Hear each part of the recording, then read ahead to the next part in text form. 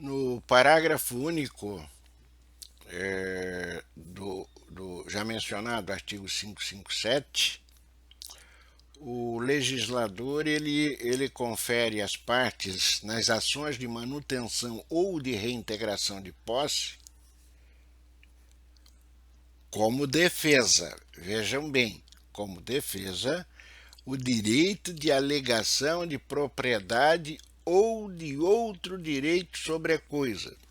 Eu não estou requerendo, eu estou alegando, olha, eu tenho direito de propriedade, esse domínio é meu, está aqui a minha escritura.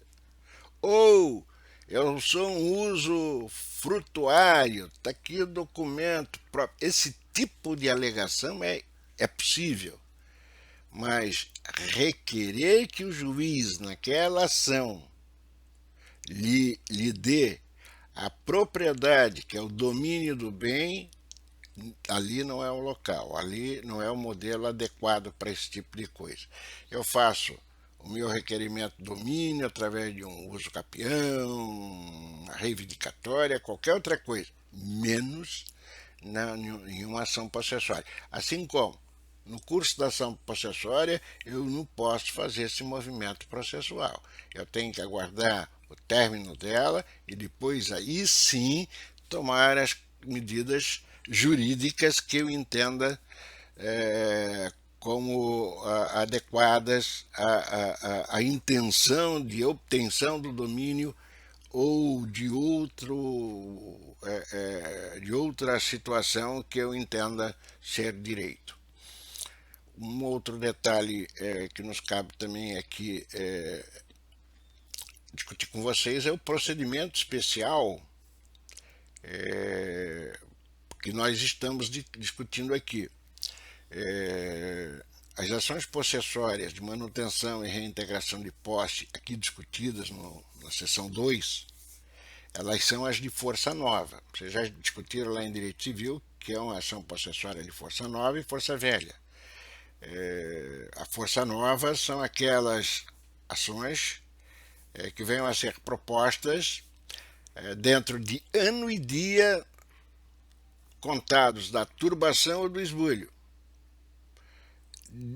Decorrido esse prazo, após esse prazo, essas ações elas não perdem o caráter possessório. Elas continuam sendo ações possessórias, porém, já o procedimento não será mais o especial. O procedimento será o comum. E essa regrinha ela está expressa no artigo 558, caput, e seu parágrafo único. Então, é bom que se defina e que se veja com cuidado essa situação. Mas vamos dizer, se não muda, só muda o procedimento, né? O que eu ganharia ou perderia com esse tipo de coisa? É que na ação possessória você pode ter a obtenção de liminar, aquela tutela provisória, receber a tua tutela de forma antecipada. Olha, eu tenho uma liminar aqui proibindo, antes do término da ação, que a turbação continue, ou já tenho aqui liminarmente me deferido a reintegração de posse antes da sentença final. Então, isso é muito importante definir o que o quem é quem.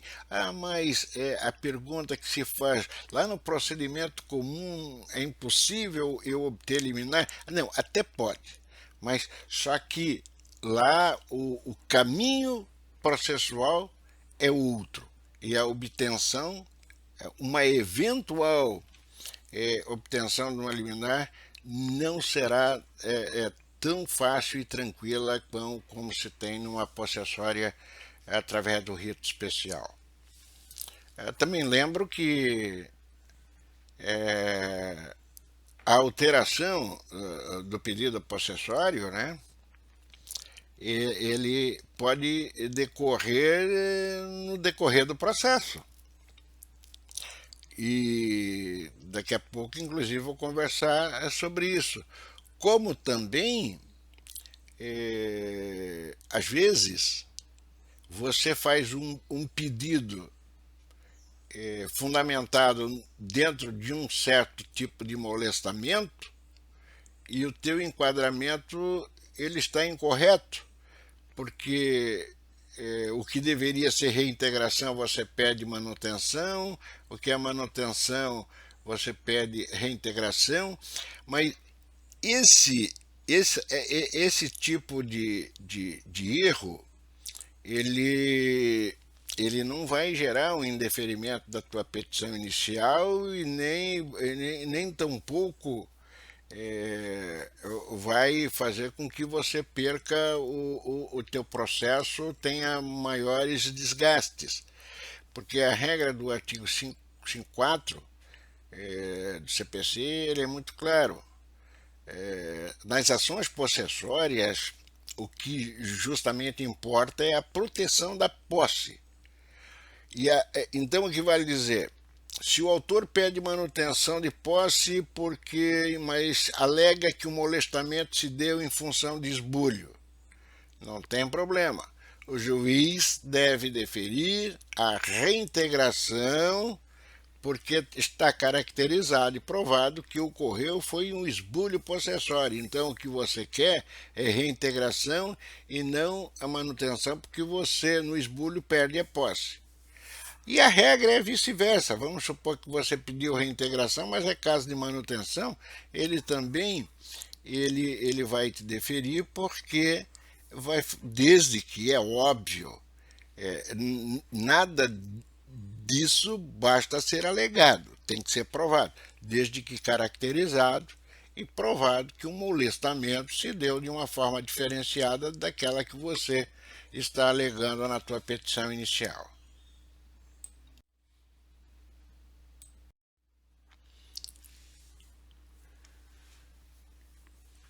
É importante ainda destacar que o molestamento ele pode se alterar no curso do processo. A forma de molestamento ele pode ocorrer no curso do processo. Então veja, você entrou com a manutenção de posse em razão de turbação. E está claro, a turbação está provado certinho, que ele entra e sai, mas no decorrer do processo, a parte foi lá e se apropriou do bem e aí praticou o esbulho possessório. Você não precisa desistir da ação de manutenção de posse para entrar com a reintegração.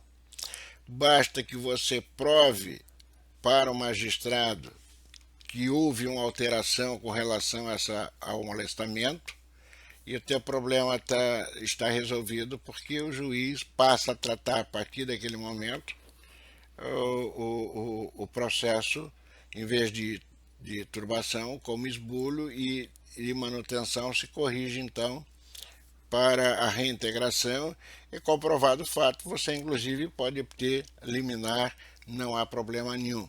Mas, sempre lembrando, cada caso concreto é um estudo à parte, precisa ter, tudo tem que ser provado, muito bem caracterizado. Em direito, nós sabemos que alegar e não provar é o mesmo que não alegar. Então, se eu não provar, eu não tenho pedido. Acumulação de pedidos também é possível, né, numa ação possessória, até porque quando se pratica esbulho ou turbação, geralmente se causa dano. Então, geralmente, os pedidos de ações possessórias são acumulados com perdas e danos e indenização por frutos. Os frutos nem sempre aparecem, mas a perdas e danos é muito comum.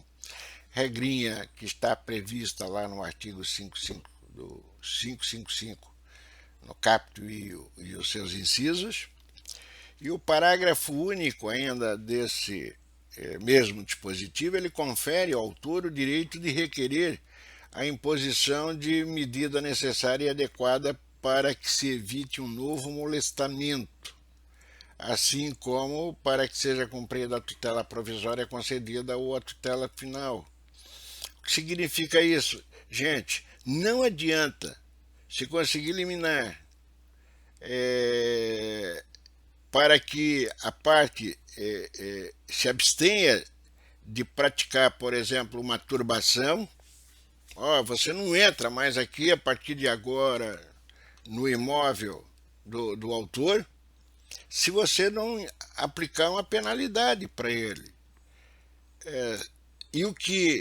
E a penalidade mais adequada, mais eficaz é o bolso. Na hora que pesa o bolso, se aplicar uma pena de multa diária, por exemplo, tipo 1.000, 2.000 reais, por todo ato que você praticar, ou por dia, se você retornar a fazer esse tipo de coisa, ele vai lá, o turbador, o esbulhador, ele vai praticar o ato, não tenha dúvida, isso já está mais do que público e notório.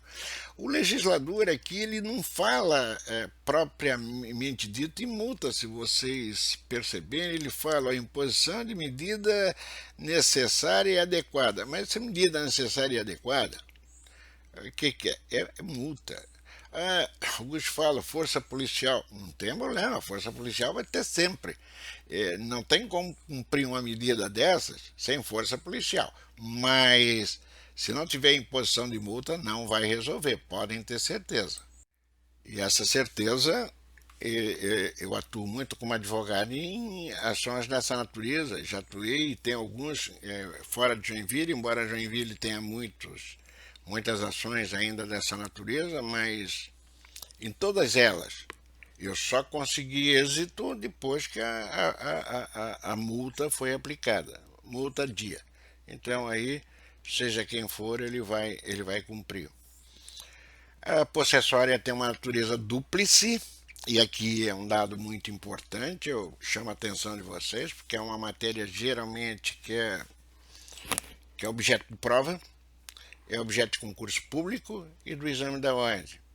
O que significa uma ação de natureza dúplice? É simples.